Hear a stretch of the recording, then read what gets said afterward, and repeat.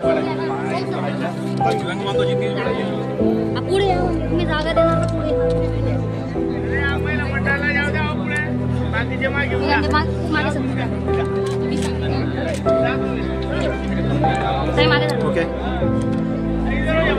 Okay okay okay okay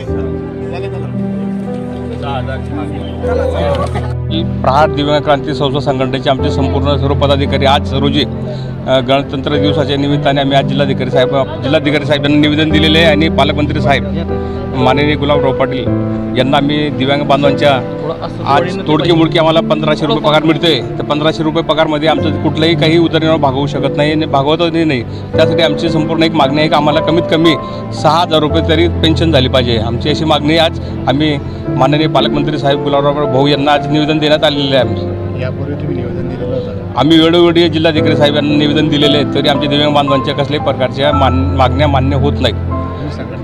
आम्ही प्रहार दिव्यांग क्रांती संघटनेचे आम्ही सर्व पदाधिकारी आहेत. मी जळगाव जिल्हा अध्यक्ष आहे बाळासाहेब पाटील.